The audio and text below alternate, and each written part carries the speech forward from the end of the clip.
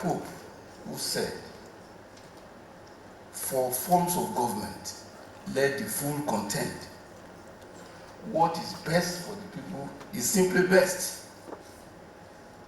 Flowing from your question, there is no doubt, the speaker said it, that we have seen a worsening economic, even political, spiritual condition of Nigerians. You don't need to be a nuclear scientist to know that things are progressively getting bad. How?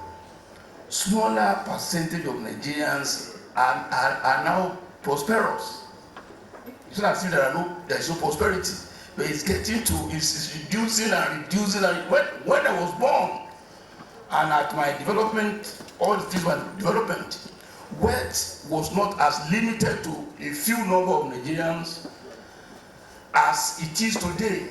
And that, what does that signify? It tells us that we are in a deep problem.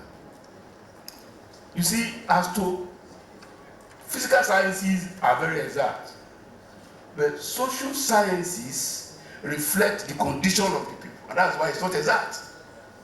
So we will not be here discussing this if things are normal in Nigeria. We know, even those who have extremely reputed today know that things are not normal.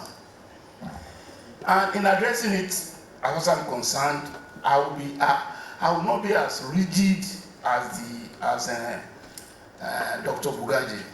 That look, for rhetorics, for political correctness, yes, you can say homegrown. The human beings are the same everywhere. Hunger is hunger.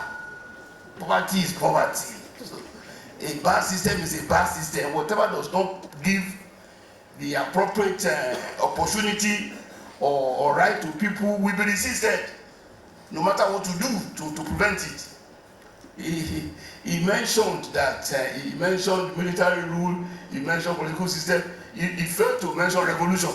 That look, if all other things fail, there could be, people can revolt.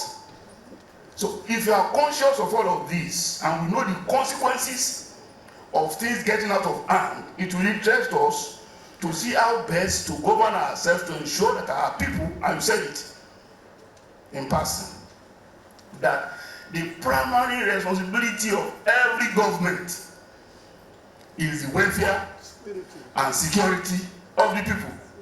When those two things can no longer be guaranteed, forget it. There can't be a stable society. However, please let me conclude. I know I'm taking time. I have looked at, I've studied the issue of Nigeria, how we even came into existence as separate kingdoms, communities, and whatever. If we don't want to relapse into actually what led us into being colonized in the first instance, because some people want to overlook that. That was a weakness that led to our colonialism. It was a weakness. I don't want to go to that issue.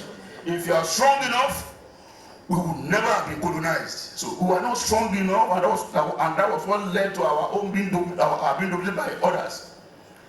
And part of it is the tyranny of these individual dictators that we call rulers. If you go on believing that a man, a person, no matter how beautiful, no matter how good, who could have the capacity to go out 120 million people all alone, without checks, we are joking.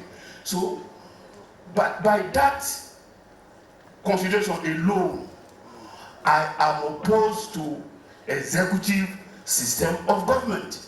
I believe a collective arrangement, which parliamentary system guarantees, is best for a nation like Nigeria, if indeed we are committed to advancing the interests of the large population and mass of our people. Thank you. All right, thank you very much.